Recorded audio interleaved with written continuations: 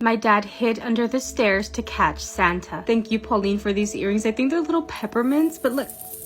I remember one year I tried to stay awake to catch Santa, and me and my siblings shared a bedroom. I slept on the top bunk, and from my view, we slept with the door open. We could see the Christmas tree, and I was committed to catch Santa. Unfortunately, I fell asleep, and by the time I opened my eyes back again, mind you, it's still dark, all the gifts were underneath the Christmas tree. I had to wait a whole nother year to try to catch him again. Anyway, after this story, you're not gonna want to stay awake to catch Santa, that's for sure. So this guy says that this story has been told by his dad so many times, and it happened to his dad when he was little. He especially likes to share this story around Christmas time, so here we go. When his dad was 8 years old, the family decided to move into a different home. The family was able to save up money, and they decided to move into a house because the wife was pregnant and they were gonna need more space. Before this, they had all only been living in like apartments or like little houses for rent, so they were very excited about having a big house to themselves that they owned. So they were able to get the house, and in December they decided to move in, and the entire family was excited about spending their first Christmas in this big house. His dad said that when they first moved in, everything was great, but he one night overheard his parents talking about something strange. He overheard his mom telling his dad that anytime he leaves for work that there are strange sounds coming from the house. She explains that she would hear footsteps on the second floor, but she knew that nobody was there. And his dad was trying to reassure his mom that nobody was in the house, that he made sure the windows were locked, the doors were locked, like she shouldn't be worried about anybody coming in the house. And the mom was like, well, I'm not saying I'm worried about like a person, I'm saying something else. His dad really wasn't understanding what the mom was saying, but obviously she was trying to say that she thinks the house was haunted, but he decided not to listen in on the conversation and just went back to bed, so he doesn't know how that convo ended. The days pass, and it is Christmas Eve now. So the dad, obviously 8 years old at the time, was so excited for Christmas. He really loved Christmas, and what he really wanted to do that year is see Santa Claus. They had a really good Christmas Eve. They had dinner together, they had fun as a family, and around 11 p.m. they all decided to go to bed. However, his dad mentions that he had already had a plan to catch Santa Claus, and this plan he had been working on for 2 weeks prior to Christmas Eve. He decided that he was gonna hide in this little hole that was underneath the stairs. He was gonna stay awake and hidden in that hole, and for sure he would catch Santa. So when he finally heard his parents had gone to bed, he quietly comes out of his bedroom, goes down the stairs, and gets into that little hole that was underneath. He even took a little blanket with him because he said that it was so cold, but nothing was gonna get in between him and his plan to see Santa. He explains how the living room was really dark. The only light that was coming in was through the street, but that he didn't want to turn any lights on because he didn't want Santa to know that he was there, and he thought maybe Santa wouldn't show up if he saw him hidden. By this point, he doesn't remember how long he had been hidden underneath the stairs, but all of a sudden,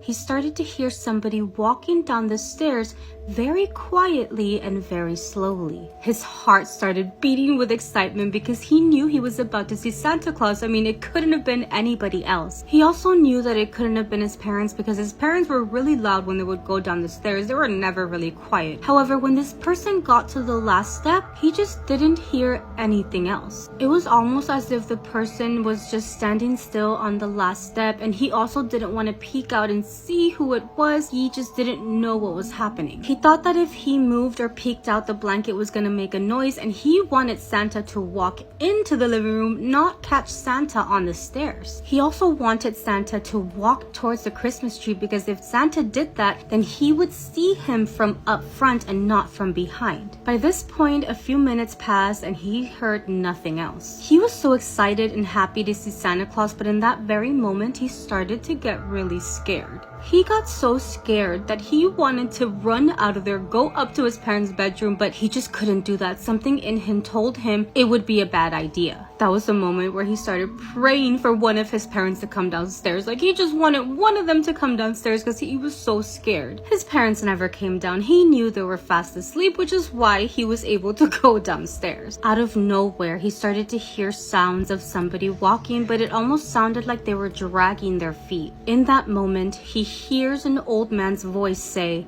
I know where you are. And then this old man just started laughing, almost like making fun of him. After hearing that, he says he covered his face with the blanket and started screaming for dear life, and he could feel the tears coming out of his eyes, but he did not stop screaming. His parents eventually came down the stairs running and turned on the lights. They couldn't even find him. They could hear the screaming, but they were like, where are you? And eventually they found him in the hole that Dad literally carried him out of there. Obviously his parents were asking him what he was doing down there and what happened or what is going on. He explains how he couldn't even talk because of how scared he was, but he was looking around the room to see if that old guy was still around. He didn't see anybody else other than his parents, and after a few minutes of him calming down, he was able to explain to his parents everything that happened. Immediately the mom tells the dad, I told you something strange is happening in this house. The mom insists that she doesn't feel comfortable and she wants to leave that house. The dad did not believe his kid. He said maybe it was a nightmare, like there's no way that actually happened. He was probably dreaming. He thought maybe he sleptwalked, like there's no way this actually happened. There was nobody in the house. The mom was really insistent, and the dad ended up going to talk to the person who had sold them the home. He, even though he didn't believe what happened, explained to the person who lived there what had occurred. The person who had sold them the house eventually opened up and told the dad that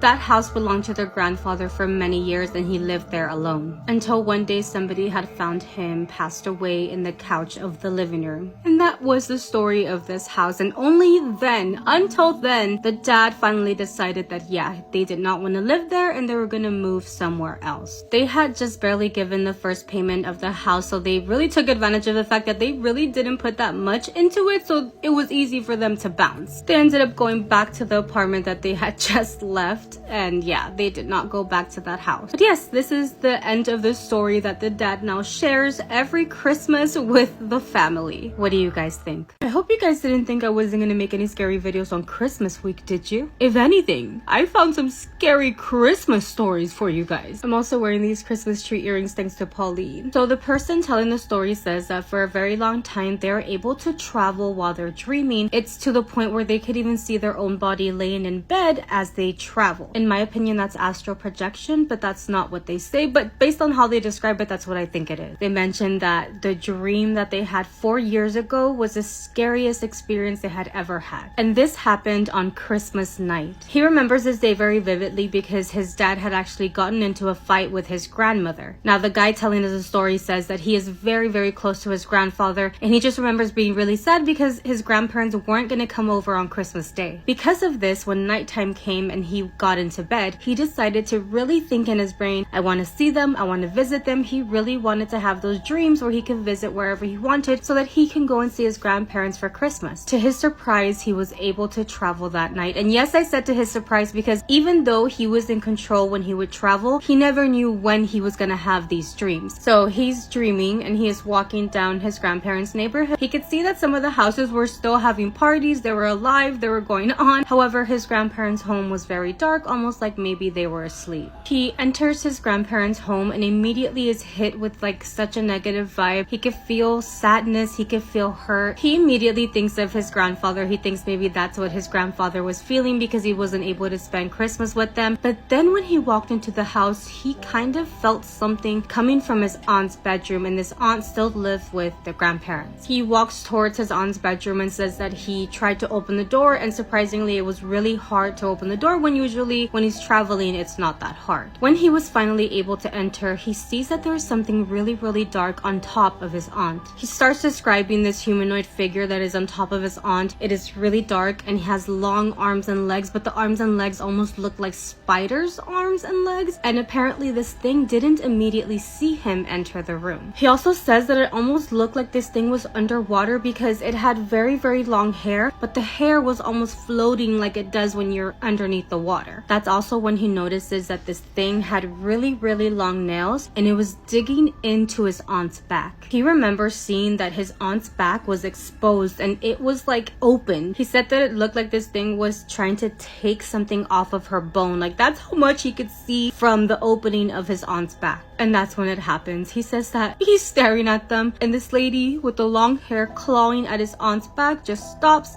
and looks straight directly at him. He goes into a complete shock and accidentally wakes up in real life. So he's no longer dreaming, or as I like to say, astral projecting. So he's back in bed thinking, what the fuck did I just see? But the thing that gets to him is that he doesn't think it was just a dream, because 3 to 4 days after this happened, his dad gets a phone call saying that, his aunt is not doing good anymore. She's actually not able to walk, and she was actually never able to walk again because she ended up passing away. She ended up passing away without the doctors even being able to detect what was wrong with her. Time went on, and of course they started spending Christmas again with their grandparents, and on one of the Christmases they ended up doing it at the grandparents' home, and he explains how he finds it really hard to even pass by his aunt's bedroom. He explains how even when he's outside in the garden or in their yard, he feels like there's something there, something that he thinks he could only see if he were in a different realm. But what do you guys think? Like, what could this have been? I feel like he was astral projecting, and maybe he saw something while he was astral projecting. That shit happened to me one time, and it was so fucking scary. Do I have time to tell a story? I'm just gonna tell you really quick. I would never ever in my life want to astral project. When it happened to me by accident. I knew about astral projecting because I have a friend named Gadi who would do this shit on purpose. Like, when she would go to sleep, she would try so hard to do this. That bitch is crazy. Anyway, when it happened to me, I was still living in Austin in my apartment, and I remember I thought I was awake, except for when I looked down, my bitch ass is in the bed asleep, and I realized that I'm astral projecting. I'm like, well, let me just explore a little bit because I'm already here. I was in my apartment, but think like apocalypse type of thing. Like, my apartment was destroyed. It looked abandoned. It looked crazy. And I started to explore, like get out of my room, go into the living room, and that is when I started to hear really scary, strange sounds, and I got so fucking scared that I went right back into my bedroom and I jumped on myself. And I woke up like, oh. Yeah, no thank you. I had already seen enough. Like, my apartment, apocalyptic. Like, something was fucking wrong. And then I hear those sounds and I was like, no thank you. So if you astral project and actually like wander, let us know what you find in the comments, please. I have another spooky story for you guys. This one was submitted by someone who used to live near a military installation, and she witnessed something that she still struggles to explain. Let's get right into the story. I'm going to keep certain details vague, not because I want to be dramatic, but because I genuinely don't know how much of what I experienced I'm allowed to talk about. Even now, years later, I'm careful about how I describe it. I won't name the base, the state, or the exact area where this happened. But based on my experience, I'm convinced that I saw an alien or some other sort of extraterrestrial being. At the time, my husband was stationed at a military installation that bordered a stretch of undeveloped land. Our neighborhood backed up into fields and tree lines that weren't accessible to the public, and we were used to seeing strange things in the sky from time to time. Training exercises, aircraft, flares. But what stood out to me wasn't the lights themselves, but how the animals reacted before they appeared. Our dog would refuse to go outside late at night, planting her feet at the back door and whining like she sensed something that was wrong. The crickets and frogs would go silent all at once, leaving the yard unnervingly still. This would all take place minutes before the lights actually showed up. They would hover low over the trees just beyond our fence. They weren't bright lights like helicopters or planes. They were muted, almost dull, and would shift slowly in a way that didn't feel mechanical. I mentioned them to my husband more than once. He brushed it off and told me not to worry about it. He never said much beyond that, which wasn't unusual. When you live near a base, you get used to those half answers. But then one night, I was letting the dog out before bed when I noticed something standing near the far edge of our property, just beyond the reach of the porch light. At first, I thought it was a trick of the shadows or maybe a piece of equipment left behind from maintenance work. But as my eyes adjusted, I realized it was neither. My dog started barking like crazy before turning around and bolting back into the house. It was tall and thin, with an abnormally shaped head and a body that looked almost human, but not quite. It didn't move towards me or away from me. It just stood there, angled slightly in a direction, as if it were aware it had been noticed. I remember feeling strangely calm in that moment, not frozen with fear, so much as deeply unsettled. I went back inside, locked the door, and peeked out the window to get a better look at it. but unfortunately, it was already gone. The next morning, I noticed several circular depressions in the grass near the fence line, pressed down in a pattern that hadn't been there before. The soil beneath them looked scorched, darker than the surrounding ground. When I showed them to my husband, his reaction was immediate and uncharacteristic. He told me to stop talking, go inside, and forget that I had seen anything. That was the first time that I felt genuinely afraid. Not of what I had seen in the yard, but of how quickly he shut me down. Over the following weeks, unmarked vehicles began appearing on our street. They didn't stop at our house, but they lingered, idling near intersections or parked just long enough for me to notice them before driving off.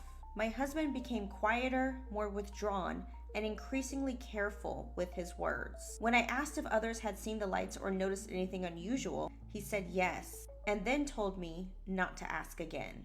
One night, while lying in bed, I asked him directly what was happening out there. He didn't look at me when he answered. He just said that some things weren't meant to be understood by the people living next to them, and that asking questions could make things worse. The lights stopped appearing shortly after, and the yard returned to normal. Our dog relaxed and started going back outside. The insects returned. Life went on, at least on the surface. We moved about a year later due to a reassignment. Nothing like that has ever happened since, and I've never seen anything similar in any other place that we have lived. I don't know for sure whether the creature I saw is connected to the base, but I believe it is extraterrestrial and that the military is well aware of what it is and why it's there. If I am right, I can only assume that this is not the only creature of its kind that walks among us. That is super spooky. So what do you guys think about the possibility of aliens or other extraterrestrial beings actually living among us? Let me know your thoughts down in the comments, and don't forget to like and follow for the next spooky story. Good morning. It's Christmas, so let's do a Christmas story time. Boom, boom, it's story time. Boom, boom, paranormal Chicago activity. We catch. Christmas in my house when I was a kid was like a whole production, but it was the best production in the world because nothing was perfect. Nobody tried to be perfect. Nobody was attempting to be perfect, and somehow it just all turned out perfect. Now here's something that's crazy. My family do have this thing called a Christmas tree curse. Whenever the Christmas tree don't come out right, the Christmas don't be right. Even with our perfectly imperfect Christmas, the Christmas don't be coming out right if the tree not right. My grandma had a brother named Sam, okay? My Uncle Sam, he ain't play around about Christmas trees. First and foremost, it wasn't no real Christmas trees getting cut down and brought into our house. My Uncle Sam always talked about how disrespectful it is to cut down a Christmas tree, bring it into the crib, have it sitting in the house for 2-3 weeks. Then we have to take it outside, and then somebody gonna have to take it somewhere else for it to get processed for something else. It's just too much. It's taken away from the earth. Now my grandma and my Uncle Sam, they getting into it. Because this one particular year, my grandma wanted a real tree. The reason why she wanted a real tree is because the year before, one of her friends, well, it ain't even really one of her friends. Let me tell you, there is a fraction of Freemasonry within the Catholic Church called the Knights of Peter Claver. The Knights of Peter Claver are men, and then there are the ladies of Peter Claver, which are the ladies. My grandmother was a lady of Peter Claver. However, her brother, my Uncle Sam, was a full-blown Mason. My Uncle Sam had this guy from his lodge who was not a friend, but was a friend. They was rivals, but they wasn't rivals, if you know what I mean. Like, it was always a competition between them. And these people, you want to say that you don't like them, but they keep you on your P's and Q's, so you keep them around. Well, he had a sister, and his sister just so happened to be a lady of Peter Claver out of another Catholic church. My grandma ain't like that bitch. She played around with my Uncle Sam feelings, made him feel like she loved him, and then was like, no, I was trying to get with your friend, and then ran off with his friend. From that moment on, my grandma had it out for her because what the fuck you mean you just fucked around with her brother's feelings? My grandma got this superpower called being cordial. This woman will make you feel like she has absolutely no ill intent against you, and she just wish you the best. But deep down underneath, she is throwing hex at your soul. Your whole bloodline got to go. You hear me? Now the rival Mason lady, we at her Christmas party.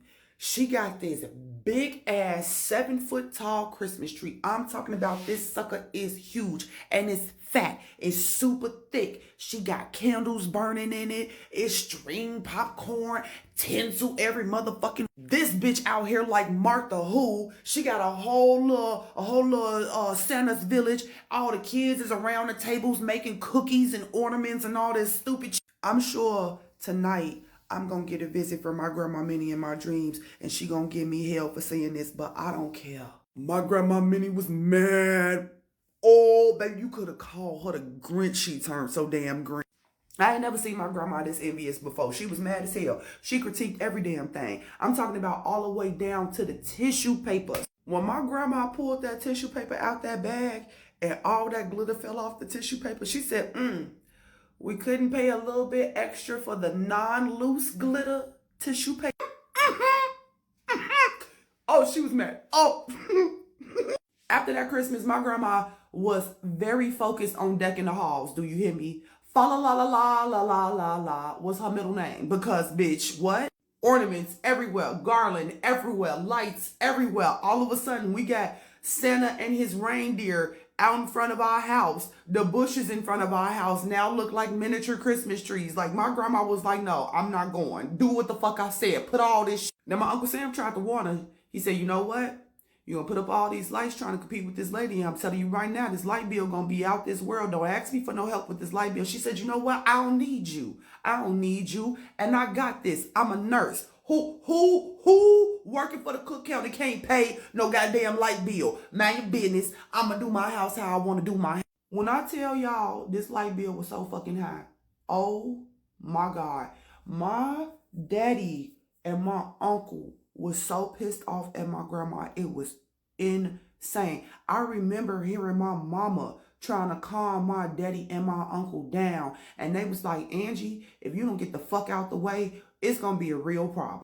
So because nobody put my grandma in her place, the lights just got more extravagant over the years, right? Now here come this one year when my grandma arch rival decides to go and get a real Christmas tree. If you ain't never had a real Christmas tree before, don't do it. Don't do it. Let me save you right now. It's a pain in the motherfucking ass. My Uncle Sam instantly said no. He said no. Hell to the no. Over my dead body. Ain't no real Christmas tree coming up in this house as long as I'm alive or living in this house. It's not gonna happen. My grandma said, why? What's wrong? Why I can't have a real Christmas tree? Why are you being so cruel to me? My Uncle Sam said, is you gonna take care of it? She said, it's a Christmas tree. What I gotta take care of? He said, see, and this the reason why you don't need to have things that you don't know about. Because you trying to sit up here and follow up after her ass and you don't know what you're doing. The Christmas tree that's real, you got to water this sucker every goddamn day. You got to take care of it every goddamn day. You can't just sit it up there and be like, ooh, it's a Christmas tree. Even my daddy was like, yeah, I'm not going through that. And who finna clean it up? We never got a real Christmas tree. Never. Until my Uncle Sam died. The year my Uncle Sam died, my grandma was like, this is my time. Watch out. Here's the crazy part. We didn't even know this woman even bought the fucking Christmas tree. All of a sudden, the deacon from the fucking church pulled up with a big ass 7-foot Christmas tree on the top of his goddamn minivan. Talking about some ho ho ho Merry Christmas. My daddy mad as hell. Take it back. My grandma, no, you can't take it back. I already paid $700 for it. $700?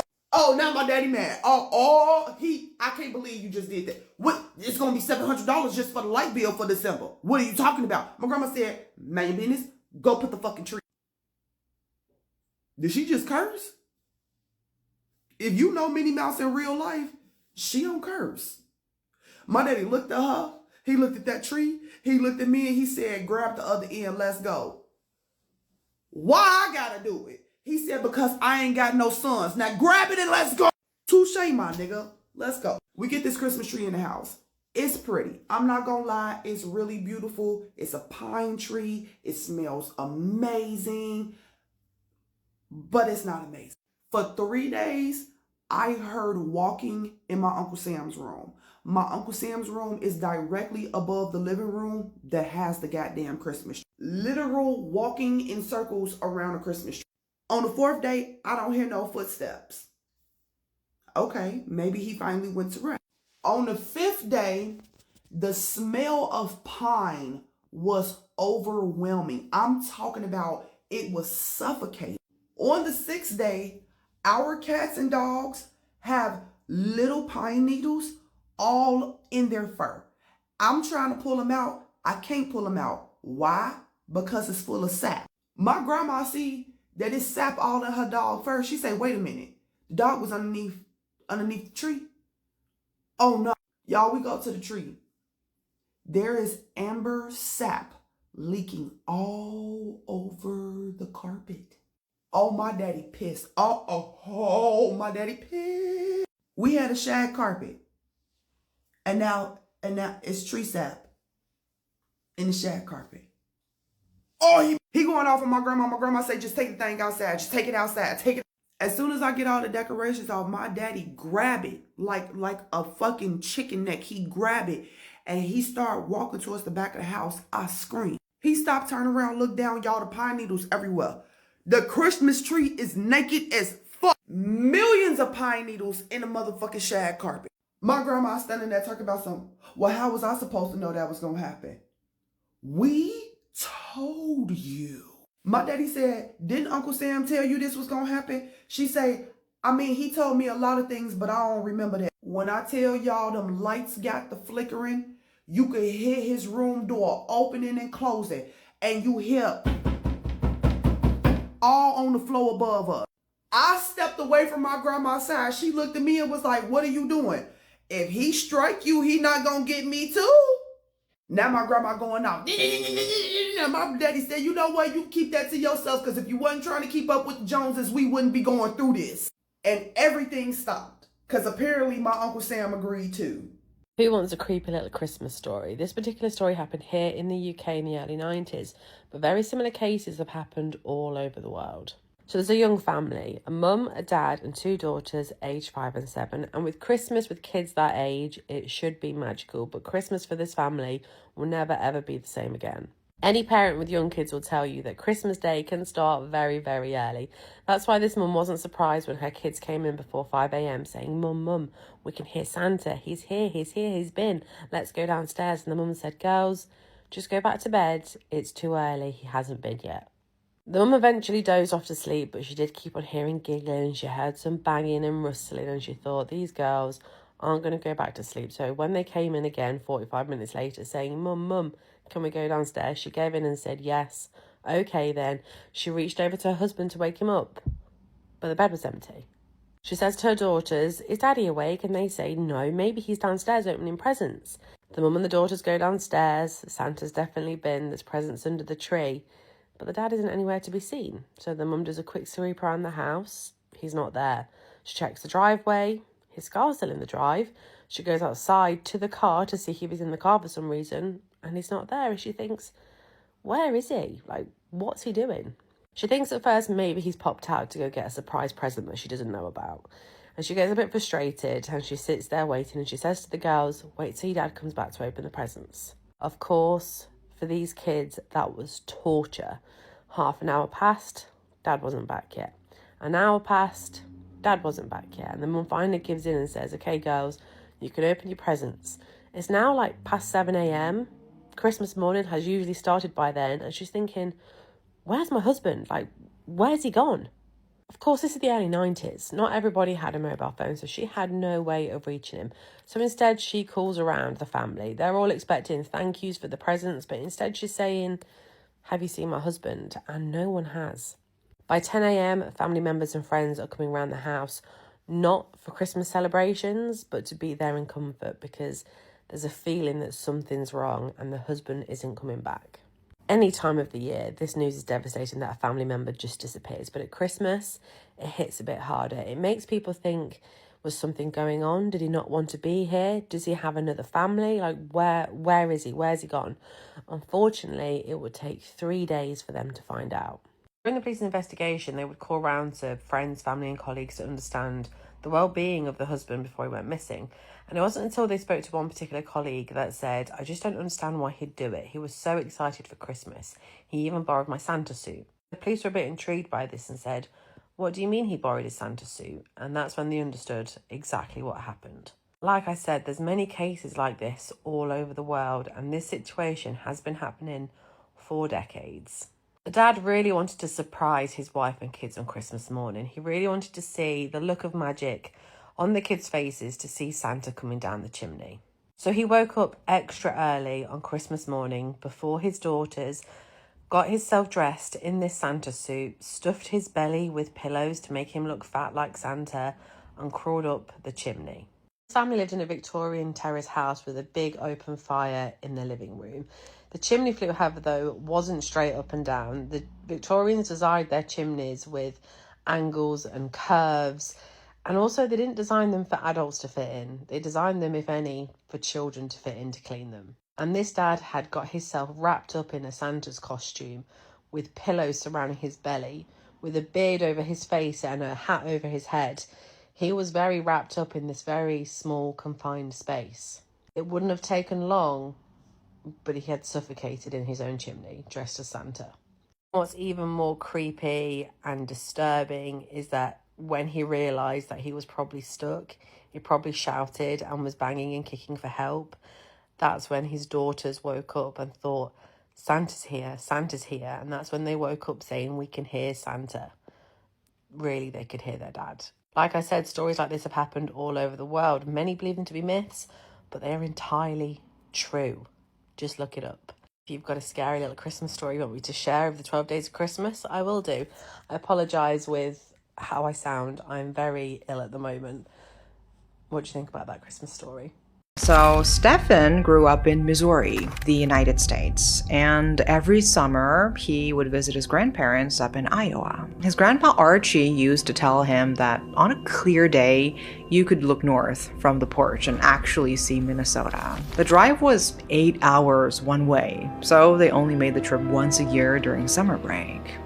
Usually it was just Stefan and his 2 younger sisters since their parents had to work. Stefan never hated being at his grandparents' house, but he says it always had this weird, uncanny feeling to it. Sensation when you're alone at night and you just feel like you're being watched by something. I don't know if he was sensitive or something, but he would hear people talking downstairs while he was trying to sleep. He'd have nightmares, though he only remembers bits and pieces, usually involving something that looked like a person, but definitely wasn't, searching through the house for something. As a kid, Stefan didn't really have that much reason to believe in paranormal stuff.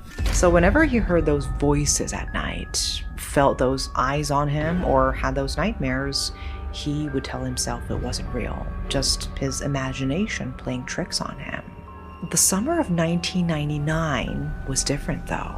That year, his parents were actually able to take time off work and join them for the full 2-week visit. Stefan was 9 years old at the time, his middle sister Kendra was 7, and his youngest sister Catherine was only 2. Because the parents came along this time, the sleeping arrangements changed. Stefan and Kendra slept in the living room on an air mattress, while their parents and little Catherine took the upstairs room that Stefan usually stayed in. For the most part, it was a pretty normal visit, but that feeling of being watched, that was still there, especially at night. And Stefan remembers that strange feeling kept him up more than once.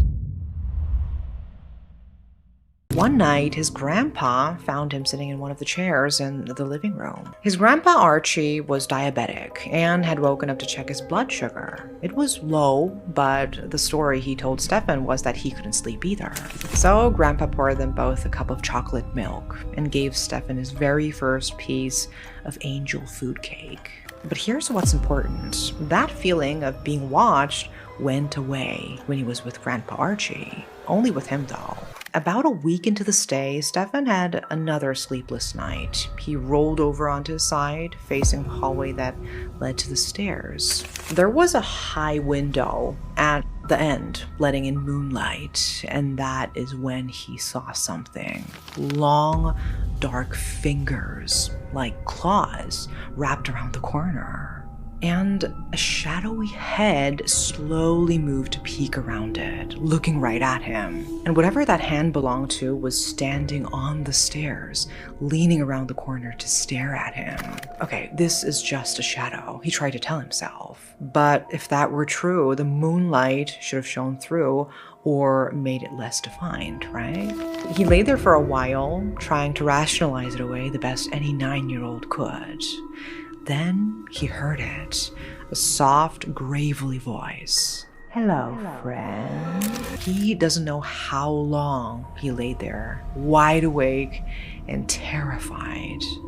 But eventually the sun began to rise. As it did, the shadow slowly faded into nothing, and he finally passed out from exhaustion.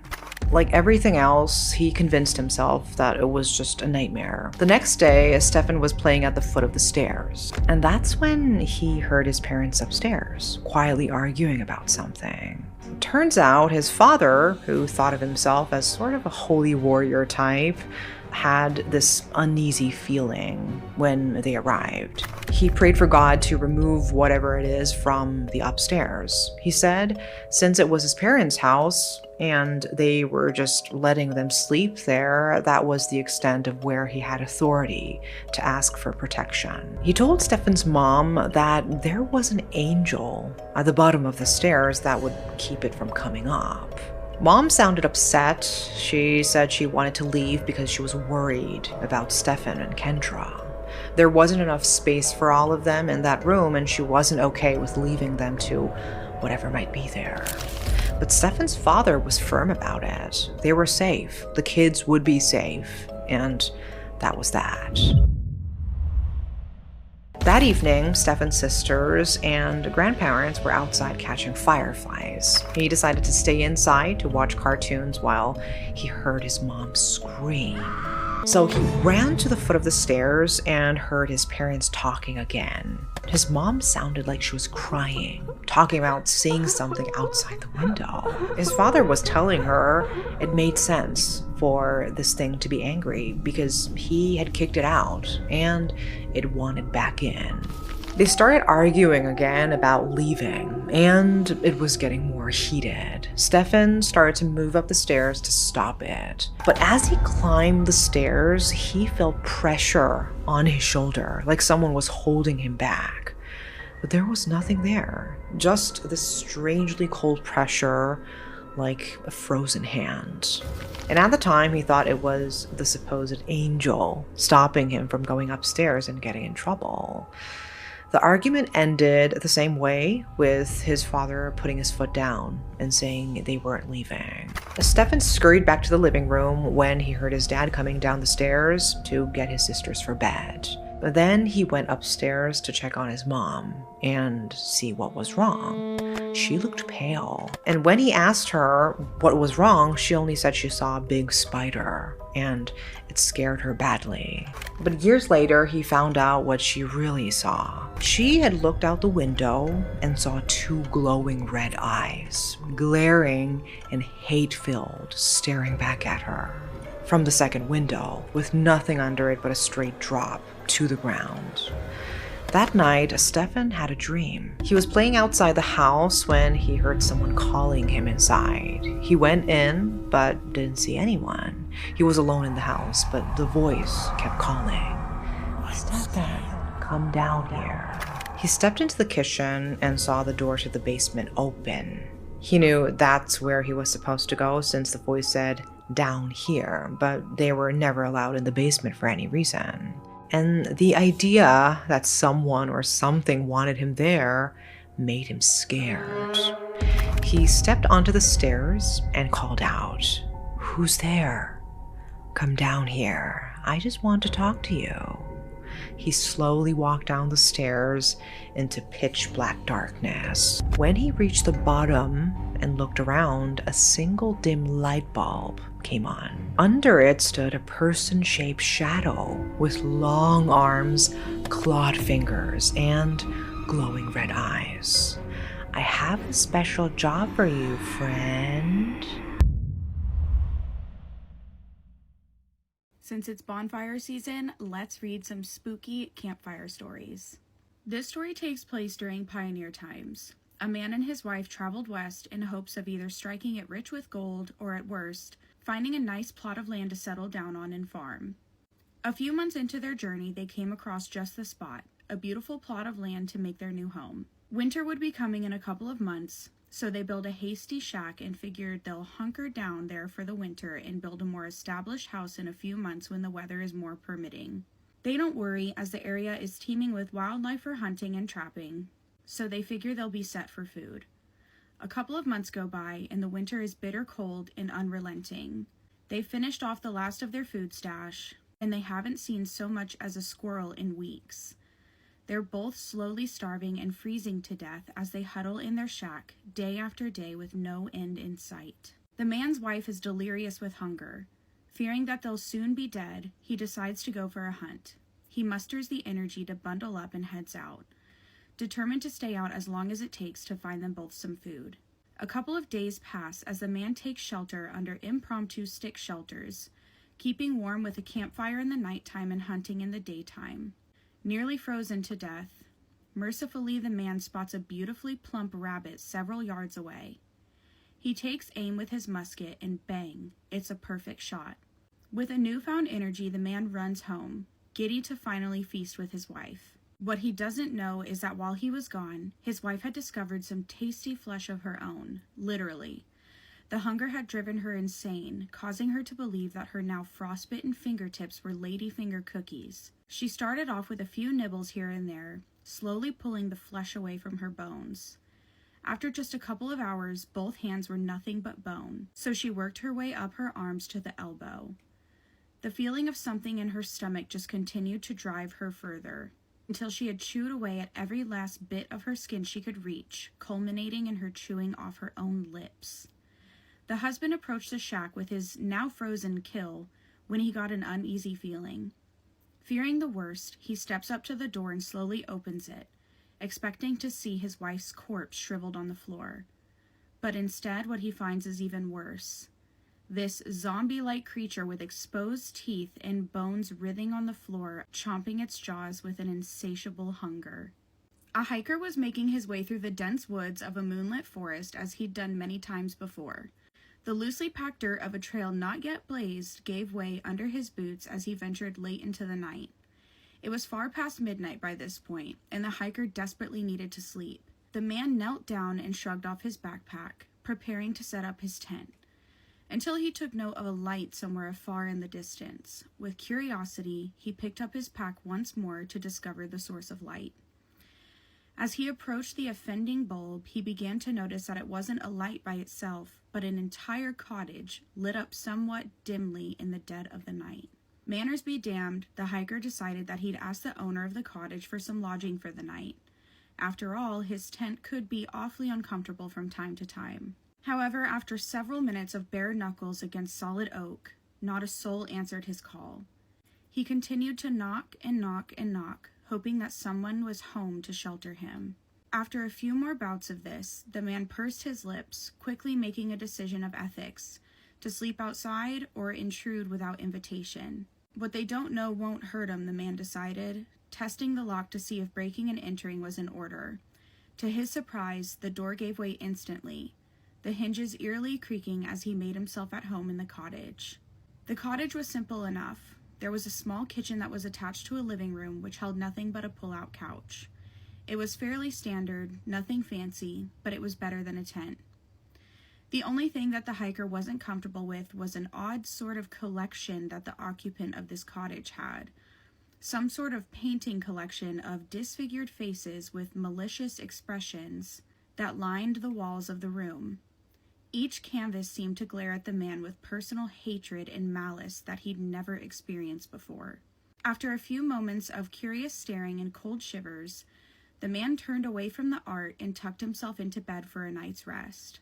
After a few hours of sleep, the hiker rose with an uncomfortable feeling. He felt uneasy and stood to his feet to gather his belongings before setting off again as quickly as possible. As he packed his bedroll back into his pack, he stared again at the wall once more to gaze upon the odd paintings that he had seen the night before. His heart stopped cold as he realized there were only windows. I know I look crazy, but I'm back with another story time, so that's besides the point. So this is a story time on when me and my little sister did a spirit box section in this house when we first moved into it. Now, y'all remember in, I think, like 2 of my videos, I mentioned that when we first moved into this house, it was known as, like, a prayer house. And it was these 2 elderly couples that lived here, and they loved God. And in this house, the whole floors was, like, carpet. And it was, like, a burgundy-ish kind of carpet. And then all the walls was, like, brown. The doors was brown. Upstairs there's like a chimney, and upstairs there was only one chair in the whole entire like room. It was like an attic. My room, it didn't look anything like this, like how it looks now, but like I said, it had brown walls, burgundy carpet, and this room also had one chair in the middle of it. So like that was kind of weird, but like my parents didn't really mind because it was their first house and it was like 21 or 22, one of those, so they just took it. So me and my sister, at this time in our lives, we were obsessed with ghosts, obsessed with like I'm J Station, like anything on YouTube that had to do with ghosts and creepy stuff. We was obsessed with it. We would watch it all day, all night, stay up, knowing we got school the next day, and watch it. So it was this one video I was watching. I don't remember which video it was because I watched so many of them, but I was like, Maya, do you want to do a spirit box session? We did not have a real spirit box. We used one that was like on like an iPad or some shit. And I know that those be fake, but listen to this. So we're in my room and we're asking, is there any spirits in the room? And we're not really getting no answers, but like you could hear like little voices that may be other spirits. I'm just gonna say this is not real for the people that like are gonna be in my comment sections talking mad shit. But yeah, we're hearing voices like in the background, and we asked them like, is there a little boy here? Because remember, I told you that my mom said that she seen a little boy in the basement. That's when the spirit box session actually said yes. Like it gave us a clear answer and it said yes. But it sounded like a grown man saying yes. So we got scared and we was like, okay. So my sister started asking it like, what's your name? And it wasn't giving us its name. It wasn't answering back, but we was hearing like multiple different spirits talking in the background again. So then I asked, are you mad that we live here now? And it said no. So I'm like, okay, if my mom isn't going crazy and she actually seen what she's seen, that means that the spirit is not mad that we're here. Like, I took that as a good sign. So I don't remember any other questions we asked after that, because it was like we would ask questions and it wouldn't answer, and then we would ask questions and then it did answer. But I just took that little situation as there's actually a spirit here, a little boy, and I don't think he was bad. Ever since then, though, my mom hasn't seen the little boy again. But if y'all want a story time on what we found in my mom's walls when we first moved here, let me know, because that story time is freaking crazy and I know y'all will love it. Story time on when me and my family first moved into this house, and in my parents' room we found a whole bunch of creepy shit. So I don't know if y'all remember, but like in a few of my videos I mentioned that when we first moved here, this house was owned by 2 people. They were a couple. They were very elderly. And this house is basically like a prayer house. And they also mentioned, but they told us this after we moved into the house, that they had like a whole bunch of cats. I don't know the specific number, but for some reason, I feel like it was the number 7. So like 7 cats. But they all passed away, and they decided to tell us after we moved in that they buried all the cats in the backyard. And as I was saying, like, the whole house was in carpet except for the kitchen and the dining room, I think. But like, it was burgundy carpets and everything was brown. The walls was brown, ceiling was brown, doors was brown. Like, every piece of like cloth or cotton or like shades or whatever, everything was burgundy and brown basically. So we go into my parents' room, and in my parents' room, they noticed that the walls, because it's really supposed to be a attic, but they turned it into a room, and the walls are like walls that can move. And I think they like used something, like it was like these metal things that they clipped onto the walls to like hold them together, and then they also used some tape to make sure that the walls didn't fall apart. Because this house is pretty old. It was like built in the 1900s. Yeah, so it was one day my parents was like checking out the room and figuring out how they was gonna like move the furniture in there and make everything look right. And they seen that, like, you know, the walls could move, so they moved one piece of the wall, and when they moved it, they found mad wheelchairs. Like, when I tell you, we couldn't even keep count, and it was like all over the room. Like, if it was multiple people that had wheelchairs, or one person that had multiple wheelchairs, my bad. And like, the wheelchairs was breaking. I don't know. But when I tell you, all around the whole room, inside of each and every single wall, there was fucking wheelchairs, like old ass wheelchairs in the wall. So my parents, they're telling me and like other people that was in the house that they found wheelchairs in the walls. And I'm over here thinking that they lying, trying to scare me. So I go upstairs and I go and see it. And I'm like, what the fuck? And it's so much space inside the walls. Like, how small I was at this time, because I had to have been like 10 when we moved here, I could fit in the walls. And I wanted to go in the walls and crawl in it and like see if I could find anything else that was creepy. But my parents was telling me like, no, don't go in the walls because we don't know what the fuck is in there. And we don't know if they're cursed, God forbid, because God is always on our side. But we don't know, like, we didn't understand it. I think my parents tried to ask them like what that was about, but they didn't really get a definite answer on it. It's either that or they didn't ask them about it at all and they just got rid of all the wheelchairs. But that is weird as hell. Like, what is two people that walk perfectly fine and function perfectly fine doing with that many wheelchairs in their walls, and then they buried a whole bunch of cats in the backyard? I don't know. But if y'all want more story times, just let me know. I swear I say this all the time, but just when I think I've heard it all, I come across a story that just blows my mind.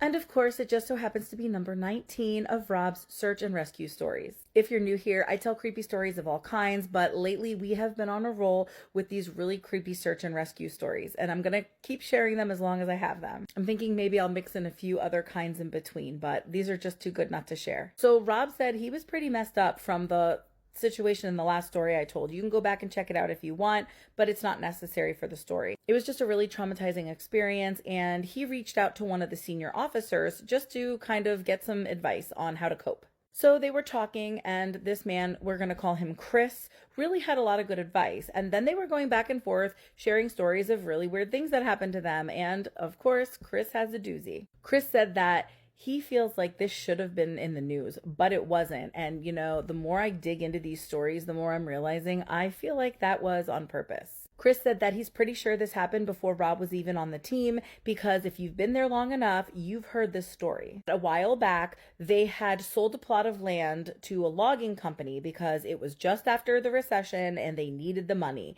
He said the plot of land wasn't that big, so it shouldn't have been that big of a deal, but it was a pretty controversial topic. Once the transaction was complete and the logging company was in the middle of sawing down the trees, they got a call that they needed a supervisor out there immediately. So Chris said they sent the supers out and a bunch of others because they wanted more power in numbers. They get to the scene and they see a bunch of men already standing around the base of the tree that they had just cut down. The foreman looks up and notices Chris's team arrived, and he came charging over at them. He gets up in their face and he's like, "What do you think this is? Some kind of sick joke? You got a lot of nerve pulling this effing shit. We bought this land fair and square." So Chris's crew's like, "We don't even know what you're talking about." So the foreman leads them over and he points right to the area of the tree that had been cut. And he said, "Well, we cut it down, and when it fell, it was just like this, and I will be damned if we put it there." Chris said that inside the tree, it was all kind of rotted and hollowed out. And when they had cut it, it exposed that chamber. Guys,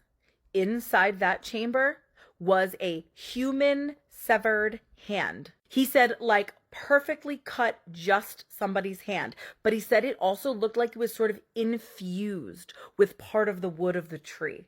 Now, I would like to direct you to a few stories back when somebody had an experience climbing to the top of those creepy staircases in the middle of the woods. That person reached up in the air to touch a branch and their hand just severed off and they never found it. If you don't know what I'm talking about, feel free to look back to my other stories, but I don't know, what if? Could it have something to do with that? It also kind of reminds me of the show From. Did anybody ever see From? If you haven't watched From, you have to go watch it. Anyway, so now Chris says, "Well, now we feel like they're pulling a joke on us." And they kind of said, "We don't like being messed with." And then they start to leave. But the foreman said, "No, we already called the cops and we will go straight to the media if you leave." So they stay and the police get there and everybody's denying that they put the hand in there. I mean, besides, how would anybody have even been able to do it anyway? He said it's clearly a human hand. It's not even mummified or skeletal. It's like it was just severed that day. Couldn't have been more than a day old. And Chris said it's definitely infused in the wood too. Like, you can see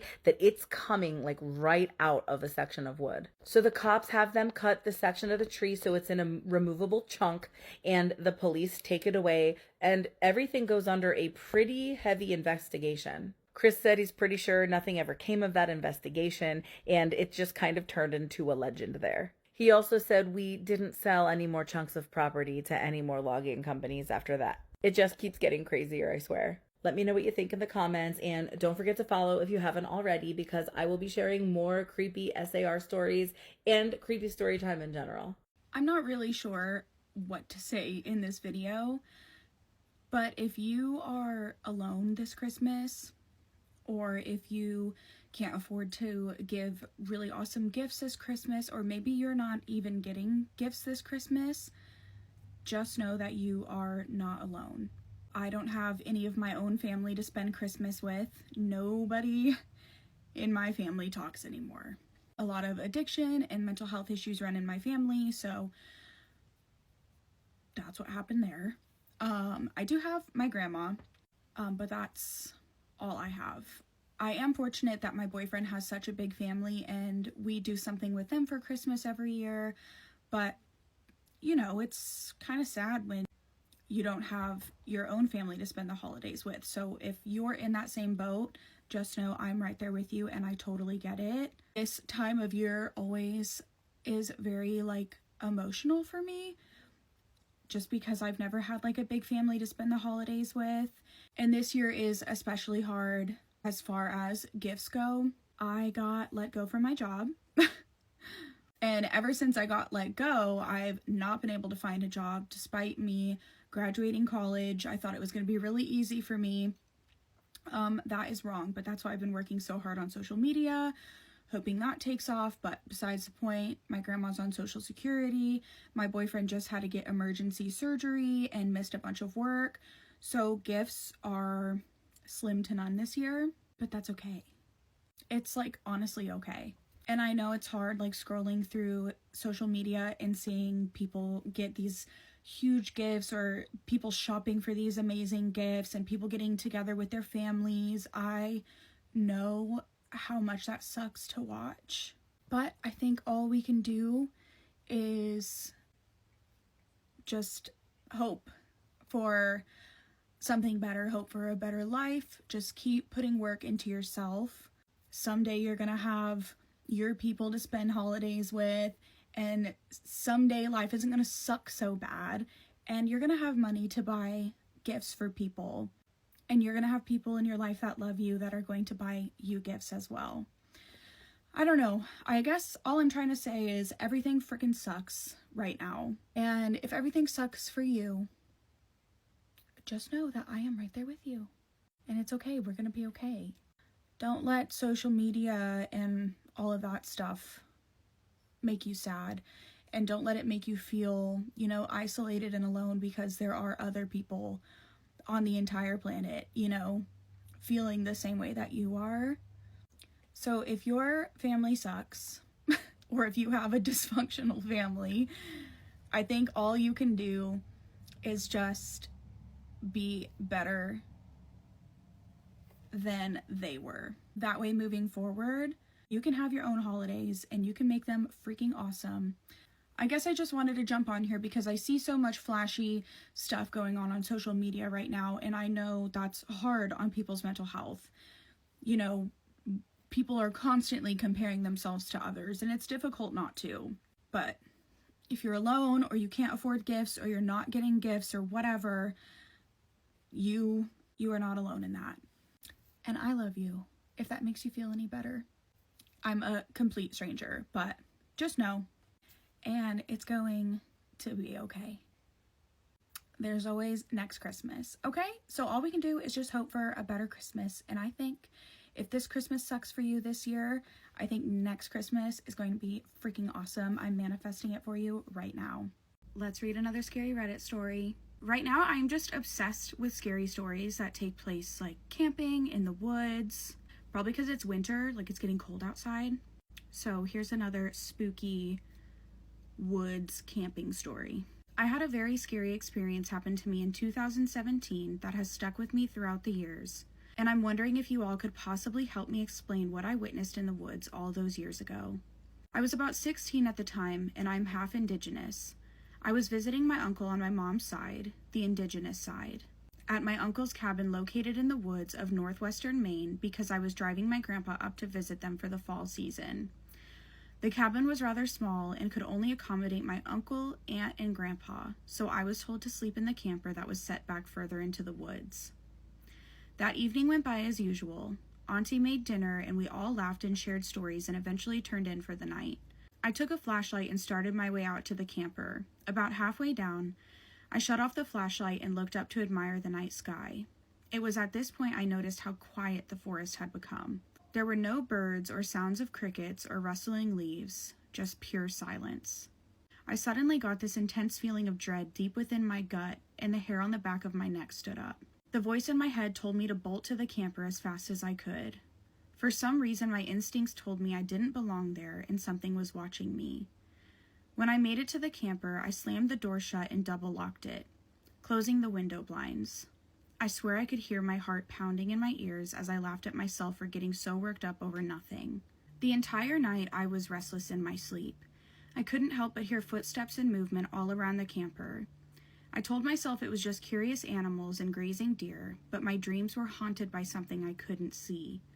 Unfortunately, this would not be my final experience of the weekend. By morning, all seemed normal. I thought about mentioning what had happened to my grandfather over breakfast, but I was worried that he would brush me off as being overdramatic or being too used to the city life. I let the odd night slide off my mind as I enjoyed the day with my family and their big shepherd, Frank. Just to calm my nerves, I asked for Frank to accompany me in the camper that evening to ensure I felt safe. The walk back was once again fine until I began to enter the tree line. I'm not sure if it was because I was feeling nervous as well, but Frank seemed to be on the edge with his ears perked and his head on a swivel. That night he slept in the bed of the trailer with me. I felt safer with the dog there. However, I had an extremely awful dream in which when I awoke, Frank was staring at the wall of the trailer with his hackles standing on end. When the morning hit, I packed my bags to leave in the afternoon and brought Frank out of the trailer and led him to the small field between the cabin and the thick woods. I was kicking his ball for him to excitedly chase, grab, and return to me. We continued this game until I kicked the ball a bit too hard and it rolled down to the edge of the woods. Frank raced down to grab the ball until his full sprint turned into a full stop, digging his paws into the dirt, meters past where the ball had landed. He was standing stiff, fur on end, ears pinned back and unmoving. I called for him to come, which he always responded to, but he didn't even acknowledge me. I began to walk down to where he was, calling his name a little bit louder, still with no response. I grabbed him by the collar, getting kind of worried at this point as his eyes stared directly into the trees. I yelled his name loudly, giving him a little tug. The forest was silent. Moments later, the silence was broken by an echo of my voice yelling back. However, this echo was delayed and distorted. It sounded like me, but also not like me. I froze and looked into the dark woods, holding my breath, only for another scream to come from the woods in my voice. I immediately turned and booked it back to the cabin. I came to my auntie crying and trying to tell her that there was something out there in those woods. She comforted me and told me it must have been nothing, but she seemed as if that was not the answer she wanted to give. My family is rather superstitious, especially me, and I'm guessing she didn't want me to overthink anything. I left that afternoon and I have not been back since that weekend. Yeah, I wouldn't go back there either. No. Let's read another scary Reddit story. This was around the time I was 11 years old. My dad had just bought a log cabin in the woods of Maine. The place was completely dead, and while we had neighbors, we rarely saw them. We had already spent a few nights up there in previous trips. We decided to take another trip up there for a long weekend. As this cabin was old, my parents decided to get work done on it to make it more appealing, so they hired people to come and redo stuff in the rooms. So at the time, there was only one bedroom available for us to sleep in. As night fell, we all got ready to go to sleep. There were 6 of us in that one room: Mom, Dad, me, 2 brothers, and 1 sister. In the middle of the night, I wake up to audibly clear boot steps in the living room. The bedroom was connected to the living room.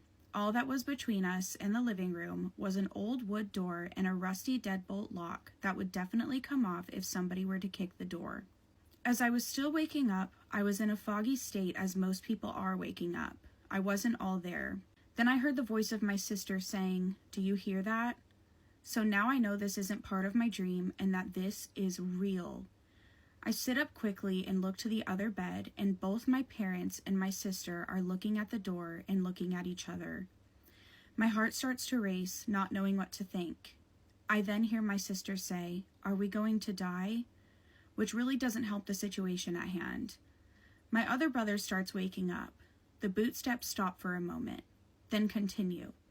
Mind you, there was no fading of the steps, which means that the sound came from a general area. We continue to just look at each other in fear and worry, none of us knowing how or why somebody got into our cabin. As my last brother begins to wake up, the boot steps stop. My dad then gets out of bed and grabs a machete he placed under the bed and heads towards the door, placing his ear on the door slowly to try and see if he can hear anything else. In one quick motion, he unlocks and opens the door while yielding his weapon, prepared for anybody. He walks out to the living room, then the other rooms, to check if everything was clear, and it was. As a matter of fact, all the doors and windows were locked, and there was no possible entry into the cabin, seeing as nothing was tampered with. It was hard to get back to sleep that night. As I woke up that morning, I remembered what happened that previous night, remembering those clear boot steps. I even confirmed with my family that it wasn't a dream and that we all experienced the same thing. Weird spooky Christmas stories. This story was really hard for them to share. They said that this was both the best and worst experience they had with the supernatural. Best because it proved that not all ghosts are violent and vengeful. Worst because of what it did to them emotionally. This happened a week before Christmas when their grandfather passed away. They said that they stayed a night at their grandmother's house after a long day of Christmas shopping. Their grandmother was still grieving deeply, and the family was trying to do everything they could to lift her spirits. The next morning, they went out again. They did some more Christmas shopping, bought some ribbons, just did regular holiday errands. They went to McDonald's for lunch, went back home, and started watching a holiday movie, and they waited for their mom to show up. Halfway through the movie, their grandmother drifted off to sleep. The storyteller said that they sat beside their grandmother, but their mind was somewhere else. They said that they were extremely close with their grandfather, and it hit them a lot harder than they expected, especially when they were around their grandmother.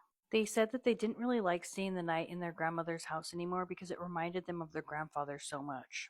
They said they wouldn't even step into the bedroom anymore because it was just too painful. As their grandmother slept, they tried to focus on the Christmas movie, but too many memories were flooding through and it was distracting them. Baking together, decorating, laughing. They missed him so much it hurt. And as the ache grew stronger, the room started to change. At first it was subtle, just kind of a chill sliding across their skin. They thought that maybe it was a draft, but then the air grew thick. So thick that it was even hard to breathe. The house fell completely silent. No ticking clock, no cars passing, not even the small hum of appliances in the home. They said it felt like the entire world was placed on pause. Color drained from the room as if someone had pulled the saturation from the screen. Everything dulled to gray. Their skin buzzed with a pinprick sensation, and an icy certainty crept over them. Someone was watching. They lifted their head and nearly screamed. Standing in the doorway of the hallway was their grandfather. He looked exactly as he did in life, smiling softly, dressed in his favorite pine-striped shirt, blue jeans, brown belt, white socks, loafers, and those familiar glasses. The only difference was the faint glow that surrounded him, as if he was lit within. The storyteller says they couldn't move. They said it felt like an hour had passed, even though it was only seconds. Then slowly they began to rise, maybe to hug him, maybe to touch him, to confirm that he was really there. But the moment they stood up, he vanished. The world snapped back into motion, the color returned. Sound rushed in, cars passing, the clock ticking, and the movie playing like it never stopped. They stood frozen, shaking, and realized that tears were streaming down their face. Later, their mom arrived. While their mom was talking with their grandmother, they stood there silent, wondering if what they had experienced was real. In the car ride home, their mother noticed that something was wrong, so they finally told her.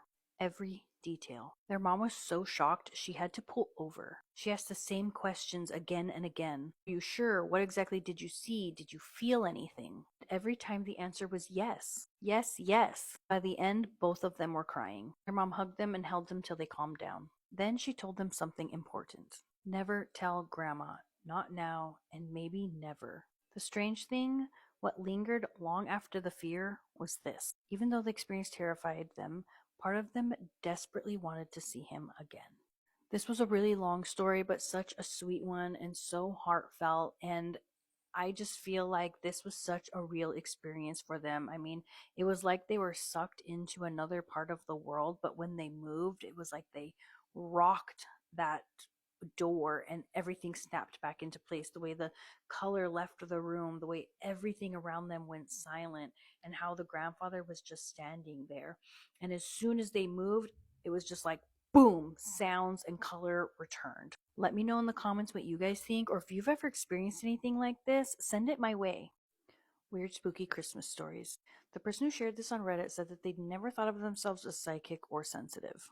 They said they never questioned their experiences because they didn't know what they were experiencing wasn't normal or something that everyone had.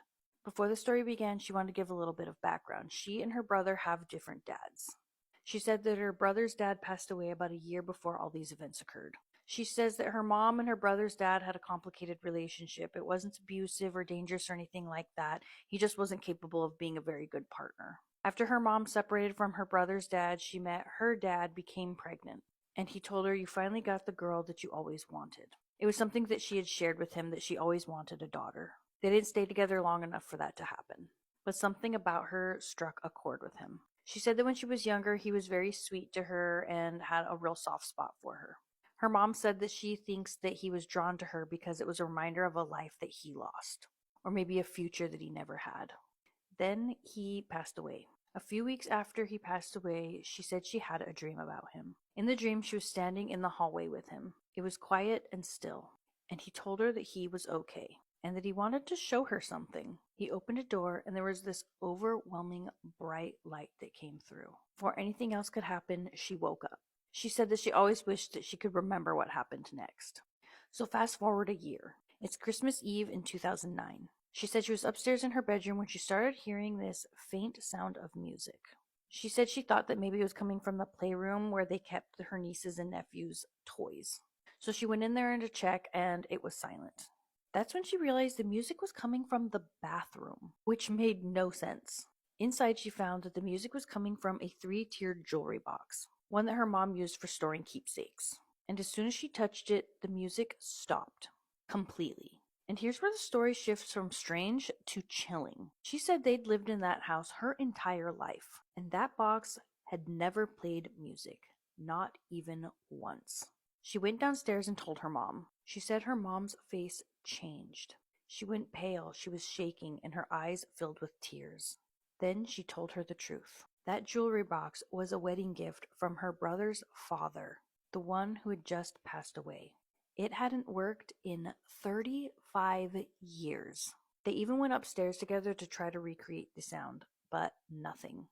The box was silent. She said she just shrugged and said, well, maybe he's telling us Merry Christmas. She says she doesn't know why he reaches out to her specifically, because they weren't that close. She believes that maybe it's because he knows that she won't brush it off, that she'll acknowledge it, understand the message, and carry it forward.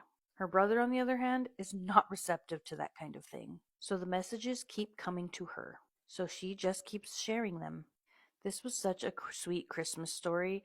I love how, even though this was not her father, he still engaged her when he would come over to see his son, and after he passed, he knew that if he reached out to her, that she would be the one to understand where it's coming from.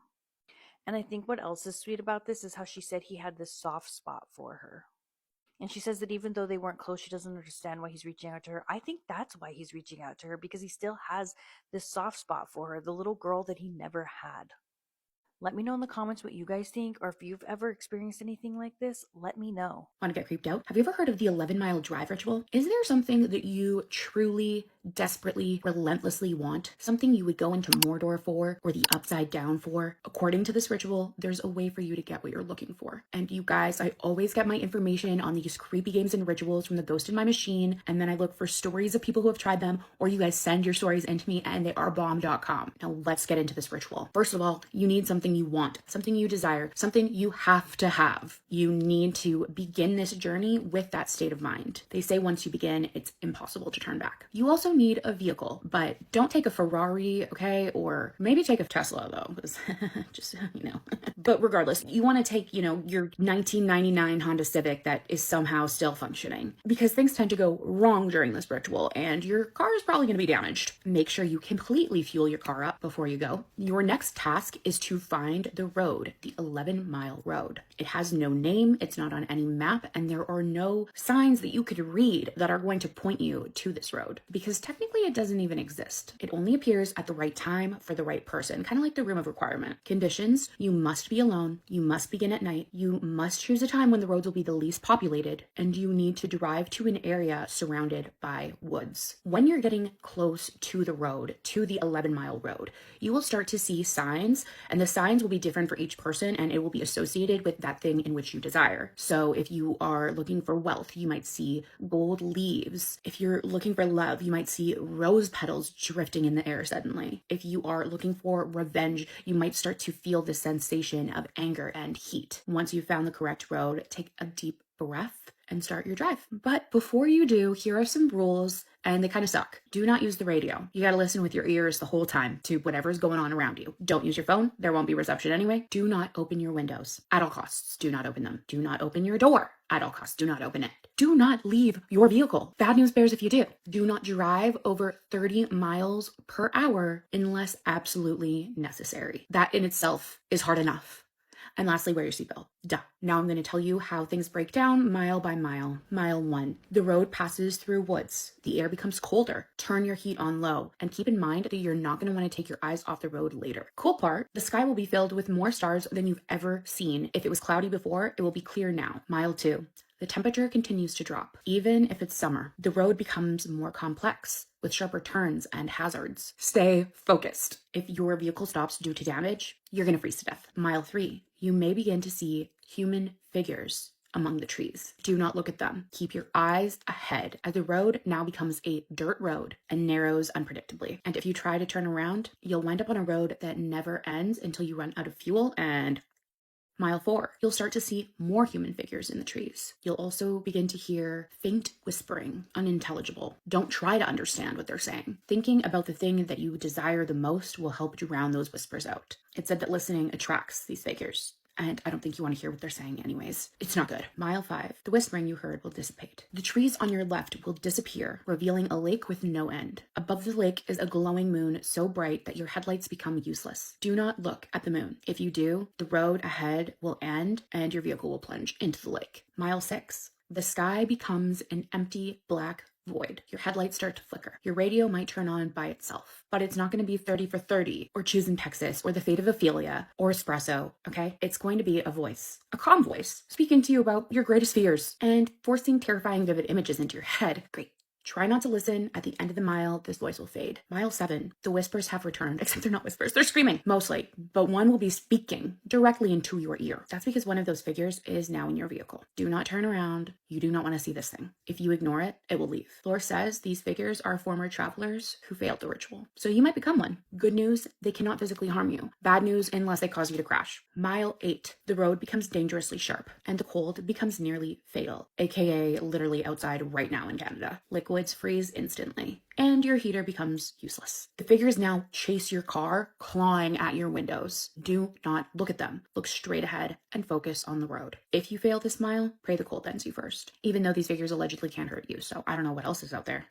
Something bad. Mile 9 is where things are going to get a little bit crazy. Your vehicle is going to stall, even if you're driving your reliable Ferrari or Tesla. Close your eyes immediately and restart that sucker. The figures will be surrounding your car, but restarting it scares them away. Drive forward, floor it. Once the mile ends, the figures retreat. Mile 10, there are no more voices. The figures are still following you, but they have retreated. They're no longer chasing you. The road starts to smooth out. You will also see figures lining the trees, just watching. They're excited because they don't think you're going to survive the next mile, and they're going to get another friend. Mile 11, the final mile. The bad news bears mile times a million. Your vehicle will lose power again, but it will keep moving on its own, like some invisible force is pulling you forward. A red glow will appear ahead. Close your eyes. Cover them if you have to. Do not look. You will hear unimaginable noises around you. Noises you've never heard and noises that will terrify you to your core. The cold will change to unbearable heat.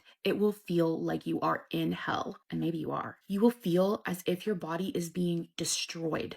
It will be painful, and it will last 31 seconds. If you keep your eyes closed, you'll survive. Congratulations.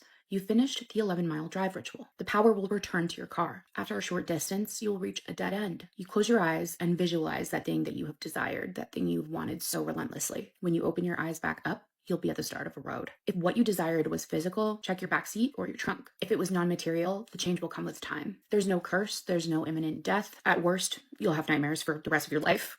But you proved yourself worthy. If you like creepy games and rituals, make sure you follow me. Make sure you're paying attention to my podcast with my sister, Just a Little Stitches, because we hella talk about creepy games and rituals, okay? Okay, bye. Want to get creeped out? Let's talk about Grilla, the Icelandic Christmas witch, and she is scarier than Krampus, guys. Grilla has roots dating back to the 13th century. She's often compared to Krampus, but is described as more formidable and much more frightening, and much older. It is said you do not mess with Grilla, and that she rules the roost up in the mountains. Shout out Terry Gunnell, head of the folklore department at the University of Iceland. Grilla's story began in oral traditions and oral history. In early poems, she was described as having 13 tails or even 40 tails. She would also have a bag on her back, a sword or knife in her hand, and she would be coming to carve out the stomachs of children who cried for meat during Lent, which is just wild. Now, Grilla is said to live in a cave in Iceland, and her name loosely associates to Growler, which is so cool and creepy. She's always portrayed as a constant and looming threat because you never know where she is, and she's associated with the dangers of living in the mountains. She's said to launch attacks on nearby towns, to snatch up misbehaving children, and to turn them into stew. The bag she carries around is to put the children in. In Iceland, the midwinter celebration was Yule, which in Old English or Old Germanic is Yule, and eventually evolved into our modern day Christmas. But Icelandic midwinter traditions were much darker than those of North America. Their early celebrations involved celebrating with living relatives, but also involved the dead, elves, trolls, other magical beings, and the dead and the elves and the trolls were said to even appear in living flesh during these midwinter celebrations, or to visit farms and houses as masked figures during the season. Gria represents winter, darkness, and snow advancing over the land. Winter is coming. It was presumed that she could control the landscape itself. Natural forces like glaciers, avalanches, volcanoes, earthquakes dominated life, and Gria was seen as someone who could control these, making her much more powerful than Krampus, because Krampus just didn't have this level of power. Now, here's some more information about Gria that is amazing. Allegedly, she had a husband, and it didn't last long. Allegedly, she had more than one that didn't last long. In fact, one of them she ate when she got bored of him. Tyler Gunnell actually described her as the first feminist in Iceland. Now, her pet is the Yule cat. I've done a video on the Yule cat, so watch that if you haven't seen it. And she was also allegedly the mother of 13, the Yule lads. They were large adult sons, very dysfunctional. They would visit households on specific days of December and cause mischief. The mischief not being really too crazy. They would be slamming doors, eating leftovers, and stealing sausages. As the world evolves, so much of this rich but terrifying folklore has kind of fell to the wayside, but not Gria. Children in Iceland are still literally terrified of her. I'm all for saving children from terrifying tales, but I want the terrifying tales, so we need to keep them alive. Speaking of which, just want to apologize to my sister for scaring her children when I told them about Baba Yaga. I didn't realize they would find it as scary as they did. Sorry, Jess. This incident happened several years ago when I was a child, but it's still very vivid in my memory. This happened in October 1998 when we were living in Hawaii on a military installation known as Schofield Barracks. Before my mom married my stepdad, we lived in subsidized housing where I had to share a room with my two sisters. This was the first house we lived in where I had my own room. So you can imagine my excitement at having my own personal space. That is until this strange event took place. I was working on some assignments when I decided to wrap things up for the night. After putting on my pajamas, I turned off my TV and the lights before getting into bed. I was sleeping soundly before I randomly woke up in the middle of the night. I turned on my side and tried to drift back to sleep, but I couldn't shake this dreadful feeling of being watched. I turned onto my back and sat up slightly to look around the room. It was eerily dark, and there was an ominous presence that filled the entire space. I curled up under the covers in a fetal position. After a few seconds, I started to hear a noise that sounded like a knife scraping against my carpet, along with a thud sound. The noise was then followed by a whispering laugh. Again, the scraping sound continued, followed by the menacing laughter. I couldn't believe this was happening while I was wide awake. I wasn't dreaming or hallucinating. I was actually hearing this, and it frightened me to the point where my body froze with fear. The only thing I could think to do was yell for my mom. "Mama, mama, help me, please help me." The evil laughter continued as I screamed for help, as though it derived pleasure from my tormenting fear. As much as I yelled and screamed, no one came to my aid. I decided to pray. I said, "In the name of Jesus, I rebuke you." I noticed that as soon as I said the name Jesus, the noise and the evil laughter abruptly stopped. There was complete silence. I sat there contemplating whether I should run out of the room or wait for someone to come to my aid. I didn't want to get out of bed because I was afraid something would grab a hold of me, so I opted to stay put. I proceeded to yell for my mom, and once I did, the slashing noise and the whispering laughter started back up. Prior to this event, I was never in a predicament where I feared for my life enough to pray. This was the day I realized the name of Jesus is special and powerful, that even his entity is subject to his name. Upon realizing this, I decided to pray out loud, Lord Jesus, please let somebody wake up. In the midst of my prayer and plea for help, my stepdad barged into my room in a panic and turned on the light. Are you okay? What's the matter? I jumped out of bed in tears and said, no, I think there's something under my bed. My stepdad crouched down to check under my bed, but he didn't see anything. He even went as far as to lift up the mattress and box spring simultaneously to do a thorough search. There was nothing under my bed, or in my closet for that matter, but the terror that I felt still lingered. There is no logical explanation for what I experienced. This whole ordeal probably lasted less than 5 minutes, but it traumatized me enough to never sleep with the lights off again. Thank you for sharing multiple paranormal experiences, but this experience is the one that really sticks out to me. I've been a firm believer for many years. However, my ex-boyfriend was not a believer in the supernatural. I was often waiting around at his house, waiting for him to come back from work. He lived with his parents in the attic, so I would usually be alone in the house. Well, 4 or 5 days in a row, the same thing would happen. I would hear the door close downstairs and weird footsteps coming up the multiple sets of stairs leading to his room. The reason that the footsteps sounded weird was because they sounded exactly like my ex-boyfriend's footsteps. He would skip a stair or two at a time in a pattern coming up, so these steps sounded exactly like his. The steps would come all the way up to the staircase leading into his room. I would turn around to greet him, only to see no one there. I would go through the whole house and check to see if he got home early or if his parents were there, but no one would be home. After a few days, I kind of brought it up as a joke, and he laughed it off. I just tried to forget about it. But one night, I decided to stay over at his place with him. His parents were out late this night. We were laying down but faced away from each other. We had stopped talking and were about to fall asleep. Both of our ears were touching the mattress, but on opposite sides of the bed. I was half asleep when I heard a god-awful groaning moan. It sounded like a woman, and it was directly in my ear, literally as if she was under the bed. I froze completely and tried to calm myself down. I may be a believer, but I try to be logical. I was trying to make what I heard make sense to me, and I was almost successful. That is, until I heard my ex, in the shakiest voice, say, "Did you hear that?" I immediately sat up and grabbed onto him in fear. Before I said anything about what I'd heard, I asked him what he thought he heard. He said, "I heard like a woman groaning, like she was in pain right in my ear." I asked him how close, as if she was under the bed. He replied. I was completely terrified at that point. He wanted to get up and investigate, but I was paralyzed by fear.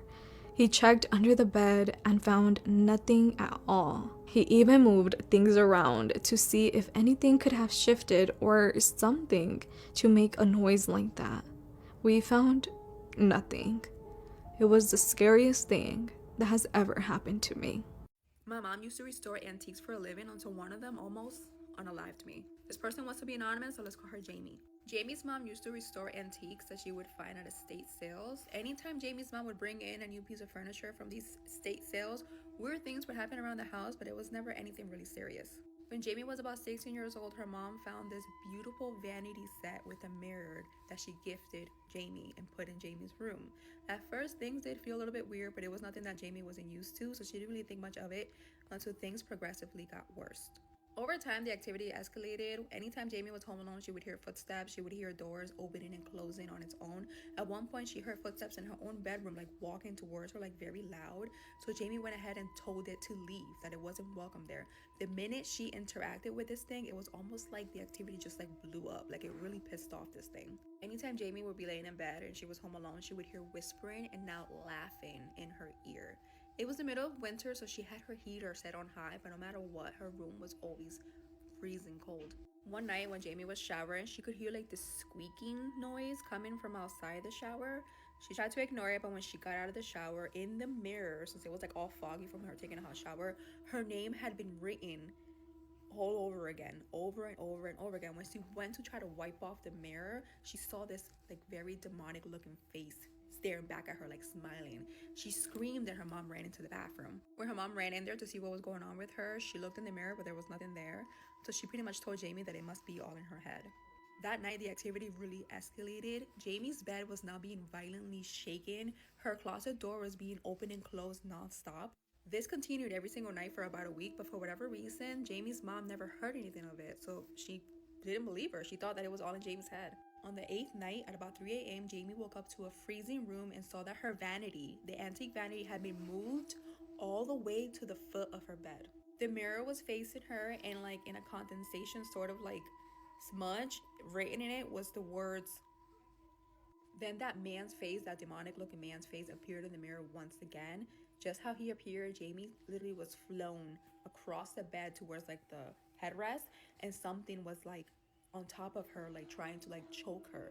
Just how everything started, it stopped, and Jamie was just left there, like completely just shaken up and numb. The next morning, she tried to tell her mom about it, but this time Jamie had bruises, which caused her mom to finally believe her.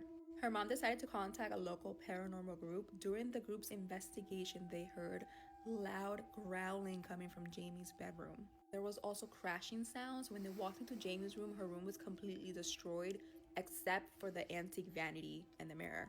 A psychic explained that a very evil entity had attached itself to the vanity and that it would not stop until Jamie was. They were told not to destroy it, but to remove it out of the house and get the home cleansed. They did just that. After the vanity left the home, all the activity completely stopped. Jamie's mom quit restoring any sort of antique furniture after that. But regardless, that experience will forever haunt them. Do you guys know about Annalise Michelle, the girl who had 67 exorcisms? I am back with another true spooky story. So there are some hauntings that don't happen inside of houses. They happen inside of people. So in the 1970s, a young woman in Germany named Annalise Michelle began waking up at night completely paralyzed. She couldn't move, she couldn't scream, and she was convinced that there was something standing at the foot of her bed, watching her. And soon, it wasn't just that night. She started seeing faces that no one else could see, hearing voices telling her that she was damned, telling her God has abandoned her and that she belonged to them. And here is where it gets disturbing. Annalise began reacting violently to religious objects. Holy water made her gag, churches caused her panic attacks, she claimed that the floor burned her feet, and once she drank regular water that had been secretly blessed and immediately spit it out, claiming that it burnt her throat. Doctors said epilepsy and psychosis. Her family believed something else. And after years of begging, the Catholic Church finally approved an exorcism. Not one, 67. My bad. And they recorded them. On the tapes, her voice drops naturally low. She growls, she laughs, as if things couldn't get spookier and crazier. She identified herself as Judas, Nero, Cain, and even Lucifer. The scariest part, when the prayers stop, the voices stop. It's like something is listening. Annalise died at 23, and people are still arguing over what really haunted her. Part 2 gets even worse. Now, if you want to see a longer video where I go into her childhood, more of the hauntings, and even play some of the recordings, you want to check out my latest YouTube video. My YouTube name is Rebecca Journey, just as it's spelled on TikTok. Or you can click the link on top of my page and it'll take you directly to YouTube. Like I say at the end of all of my videos, I love you, my abducted humans, from your favorite Haitian homegirl. I know a lot of you are asking for more creepy search and rescue stories from Rob. This will be number 17, but another trigger warning. This has to do with some pretty unfortunate circumstances involving a special needs person. So a young man in his 20s who had Down syndrome went missing after his family lost sight of him on a pretty major path. It was really odd in and of itself because this guy never left his mother's side, so she was convinced that he had to be kidnapped. Rob said that at first they were wasting a lot of time just trying to calm her down because all they needed to do was just get some valuable information about him. But eventually they did, and they put a search out. This situation was even more urgent than others because this poor guy pretty much can't function on his own, and they even had the local police force come out and help them in the search. So they didn't find him the first night. Rob said that they assumed he just kept wandering and was just simply staying ahead of them. So the next day they brought out the helicopters and they ended up finding him in a little canyon. So Rob helps them bring him back up, and he was in really bad shape, and he said it was pretty obvious that everyone knew he probably wasn't going to make it. He had fallen and broken his spine. He couldn't feel his lower half. This poor man also broke both of his legs, one of his femurs, and he lost a lot of blood. Obviously, he was confused and scared while he was out there, and probably made his injuries a lot worse by trying to drag himself a bit of a ways before he had to finally stop. So Rob said that while he was riding with him to the hospital, he did ask, "Why did you wander away?" And what he said didn't make any sense. And while he was struggling to speak and fading fast, he said the little sad boy wanted to play. He wanted to trade so that he could go home. And then he said he closed his eyes, and the next time he opened them, he was just in the canyon. Rob said he just kept crying and asking where his mommy was, and Rob did his best to hold his hand and comfort him. He would say, "It was cold out there. It was so cold out there. My legs was frozen." And then he said, "It's cold in me." And then he closed his eyes and he stopped talking for a minute. And then about 5 minutes from the hospital, he opened his eyes, he looked right at Rob with big tears streaming down his face. And he said, "My mama won't see me no more. Love mama, wish she was here."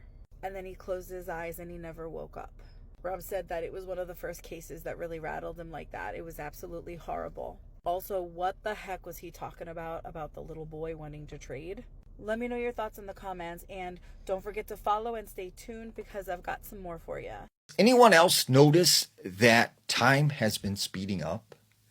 Like just the other day, I didn't even realize that it was Christmas in a couple days, because to me, it still feels like it's October. And over the past, I would say 6 to 7 years, time has been moving really, really fast. And I know people say as you get older that you experience time differently, but this just doesn't seem right. Like even older people are saying like time seems like it's moving faster than it did before. So the question is, what is going on? Like what is happening that we're experiencing time differently? Now, there's a story I heard about something called the time slip. It's where you can't account for periods of time, or time moves differently. There was this man named Jacob. Jacob said that him and his friends, they went camping this one weekend in the Pacific Northwest. And he said they had set up their campsite and they had made this very large fire. And him and 2 other friends, they decided to go into town to get some supplies. So they leave their other friends around the campsite. So they get in the vehicle and they drive into town and they stop off at this general store. And they get some supplies and they get back in the truck. But when they get back to the campsite, they're shocked to see that this very huge fire that they built is just now coals. It is burnt down to the ground. And they said, we couldn't have been gone that long. Like, how did the fire burn out so fast? Well, the other weird thing is that all of their friends were gone from the campsite. So they get out of the car and they start looking for their friends, yelling their names. And then finally they hear them and they find them. And their friends are like, "Oh my goodness, like we were wondering what happened to you because like you guys have been gone all night long." And they said, "No, we've only been gone for 45 minutes. And for some reason, that 45-minute trip to the grocery store was like several hours. And they could not figure out what had happened in that time from them going to the grocery store and coming back to the campsite. On the night of July 10th, 2001, emergency services in Sydney, Australia received a frantic phone call at 11:48 p.m. from 20-year-old Seth Gonzalez. He was in clear distress, calling to report that he had just walked in on the most gruesome crime scene inside of his own family house. And there he discovered the bodies of his father, his mother, and his little sister. This case, I feel like, changed Australia forever, so let's talk about it. The Gonzalez family story begins in the Philippines, where Theodore Teddy Gonzalez worked as a successful lawyer and businessman. He married a woman in 1977 called Mary, and together they built their dream life. In 1980, the couple gave birth to their first child, a son they called Seth, and 3 years later, his sister Claudine was born. The family owned multiple properties. They were more than financially stable, and more than anything, they were happy. However, their lives changed dramatically on July 16th of 1990, when an earthquake struck the Philippines. It destroyed not only their house but also their businesses and the newly built hotel that they had just purchased. Seth, the little boy, was only 10 years old at the time, and he got trapped underneath the rubble. His father had to quite literally dig him out from underneath to rescue him. Obviously, it was a very traumatizing situation for the entire family, and it prompted them to move to Australia for a fresh new start. The family settled in the quiet Sydney suburb of North Ryde, and they pretty much had to rebuild their entire lives from the ground up. Teddy reestablished himself as an immigration lawyer, opening up a family law firm. Mary worked as a secretary at that firm while both of the children attended local schools. By the year 2000, the family felt comfortable enough to then build a new house, their dream home. From the outside looking in, the Gonzalez family appeared to be the picture of success. They were a well-respected family in their community. They attended church every single Sunday. Neighbors described them as hardworking and family-oriented, but it was no secret that Teddy and Mary were strict parents. They ran a tight ship when it came to their kids. So if you didn't know them, you would think that they were a seemingly perfect family, but of course we know that that is not always the case. Teddy and Mary Gonzalez held very high expectations for their children, particularly for their son Seth. They pretty much had his future planned out for him. They saw him either becoming a doctor or a lawyer, continuing on the family's professional legacy, and that pressure on Seth on the inside, it made him feel like failure was just not an option, and the things that his parents expected out of him really weighed heavy on him. Seth enrolled at the University of New South Wales to study law, working part-time at the family firm, and nobody besides him knew it, but he began to struggle academically and began failing behind on his classes. But was he going to tell his parents? No. In Seth's mind, that wasn't even an option, so instead he just lied. He began forging papers from the school to lie to his parents, and he also lied to his friends, telling them that he was suffering from terminal cancer to not only explain his absences, but also because I think he liked receiving sympathy from his friends. Seth's sister, on the other hand, she was also a student in college, and she was doing so well. She was a great student, so naturally for Seth, it began to feel like there was this big strain in their family dynamic, and it almost felt like a competition between the two kids. As more and more time passed, things for Seth only got worse. He was in too deep with his lies. It was like all he could think about. But still, coming clean and facing everything that he was holding inside and telling the truth about all of his lies was not an option. He was so petrified of disappointing his parents to the point that he just felt stuck. And Seth then made the decision that the only way to crawl out of this hole that he dug himself in would be to get rid of his entire family. It made sense in his head. If he was able to get rid of his sister and his parents, then he would not only be able to just bury away his web of lies, but he would also gain a lot of money, because if his entire family disappeared, Seth would be the sole beneficiary of his parents' estate, meaning that he would get millions, and that was music to his ears. In the weeks and months leading up to July 10th, Seth Gonzalez had been carefully putting a plan together to eliminate his entire family. Evidence would later reveal that he had researched a lot of different ways to do it extensively on his computer. He once even ordered toxic plant seeds and attempted to secretly feed those to his mother, but that didn't work out. I mean, he did do it, and she did get really sick. She actually had to be hospitalized, but Mary was just under the impression that she probably just got food poisoning, never expecting that someone would have done something on purpose to make her ill, let alone her own son. So that didn't work out, but Seth came up with a different plan. On July 10th of 2001, he left the family law firm where he worked at part-time at approximately 4 p.m. and he drove home. Seth knew that his sister Claudine was going to be home alone, so he planned to make her his first victim. Before walking inside, he grabbed a baseball bat from his car and entered into his sister's room around 4:30 p.m. Using not only the baseball bat, but also kitchen and his bare hands, Seth killed his 18-year-old sister. Her autopsy would later show at least 6 separate injuries from the baseball bat to her head, as well as 5 injuries to her neck and 2 to her stomach from the kitchen. Afterwards, Seth waited in the house for his mother to arrive home from work. Mary got home around 5:30 p.m. When she walked into the house, obviously completely unaware that anything was wrong, Seth ambushed her in the living and dining room area, still holding on to one of the kitchen knives.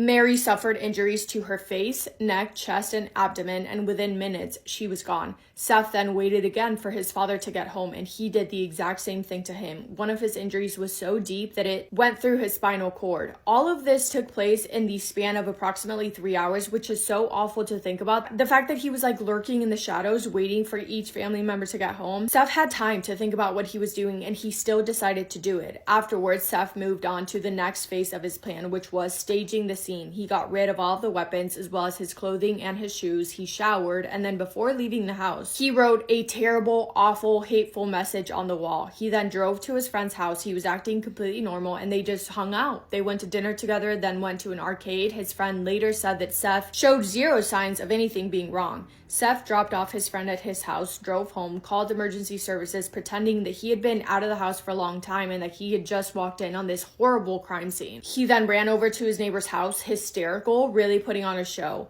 When authorities arrived at the scene, what they walked into was awful. No human being can ever be prepared to see such terrible things. And at first glance, reading the terrible message on the wall, it was easy to believe Seth's story, thinking that somebody broke into the house and did this. But for experienced homicide detectives, little things started to not really add up, did not make a whole lot of sense. One of those things being that whatever happened inside of the house happened over the course of 3 hours, right? They were able to tell from the bodies that time had passed between each victim. There was no sign of forced entry and no sign that it could have been a robbery gone wrong. Seth's behavior was also starting to look a little bit sus. Even the neighbors noticed that even though Seth seemed to be hysterical, there were no tears coming out of his eyes, and everything that he was saying and doing felt a little bit too much like a performance rather than being genuine feelings of distress. When Seth spoke out publicly for the first time, he said, quote, "3 corners of my world are now gone. The best way I could possibly describe my father is that he was my hero and my role model. My mother was the heart of the family. She was the heart of her friends and anyone who knew her. My sister was the life of the family. She was an expert in smiling and made us all believe that life should be taken lightly," end quote.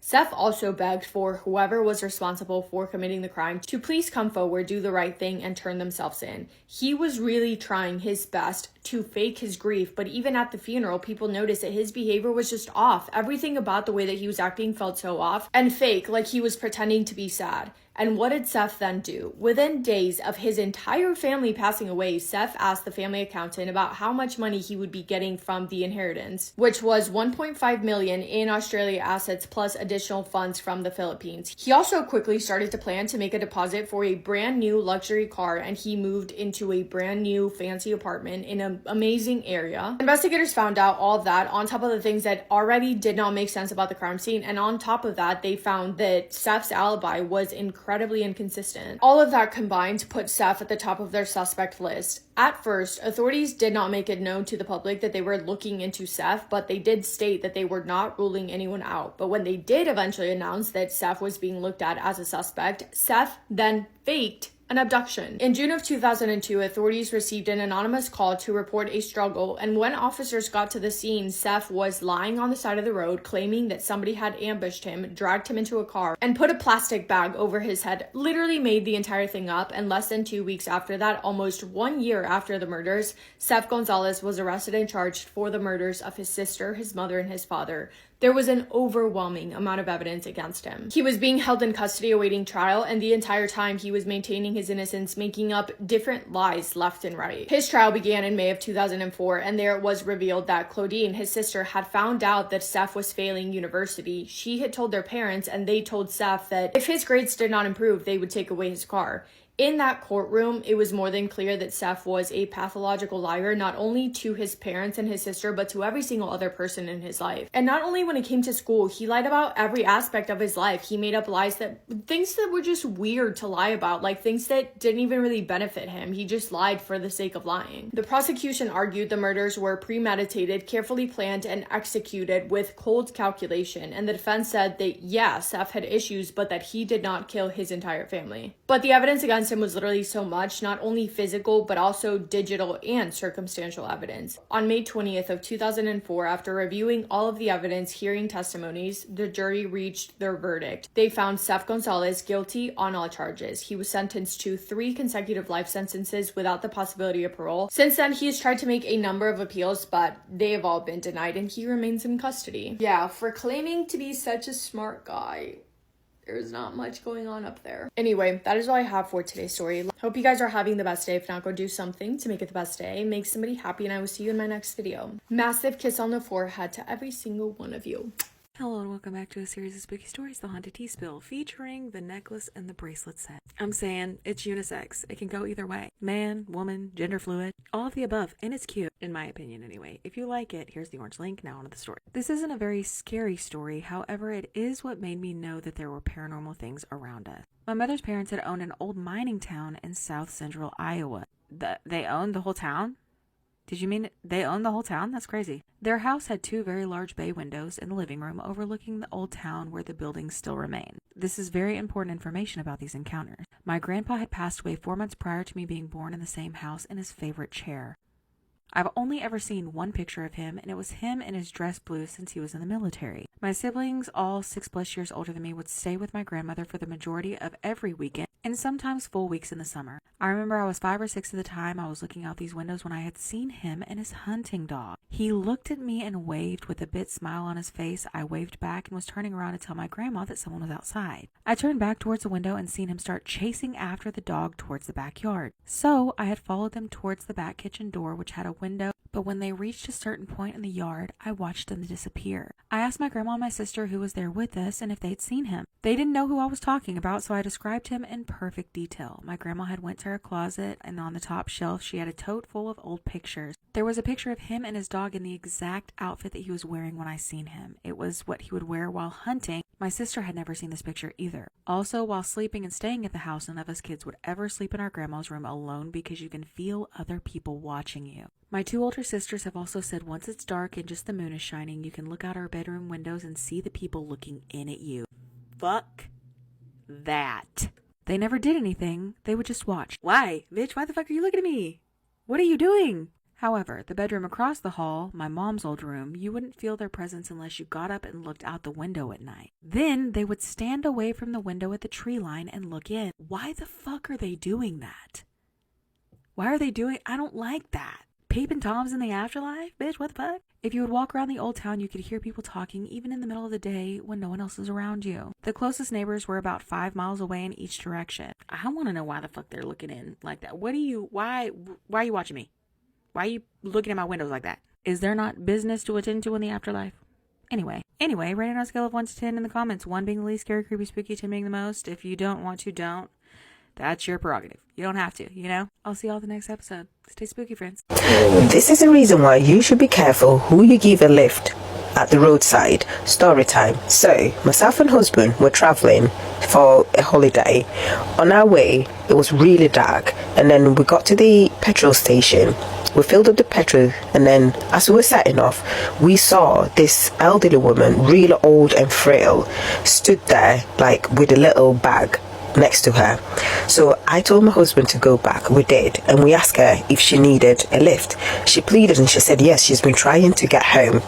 We didn't pay notice to what she said. Remember, she said she's been trying to get home. Anyway, we give her the lift and we ask her to give us the address to her house so we can put in the sat nav. She said that, oh no, she would just direct us, which she did. We get to this crossroads and she tells us to turn right, which we did. And then this was like a forest-like area. Anyway, we see this rundown house and she pointed and said, this is my house. And we looked at each other, myself and husband, thinking, is she confused, or she's just lost, or but anyway, she said yes, this is her house. Anyway, she gets off, and then we waited until she gets in. No lights, nothing. Anyway, we drive and we go off. Then after, on our way back, we thought, let's just go and check on her. And then we got her some groceries and a little bit of things. Anyway, we get back to the house, the place that this woman directed us, and there was no house. The house that this woman showed us, the rundown house, wasn't there. Instead, there was a cross buried on the ground. We thought maybe we got it wrong, and we actually drove around the area and there was no houses. Anyway, when we got back to the petrol station, we went and filled up and we asked the owner. As soon as we said that old lady, he said yeah, and said her name and said this woman died in a car accident many years ago, and ever since a few people see her standing there. Even when they see her, they will just like shut their door and let her go by quietly. So this woman apparently was on her way to meet her husband when she got in a car accident and she died on the spot. And the husband had a heart attack and he died from the bad news. And ever since this, she will always appear at the same spot waiting to go see her husband.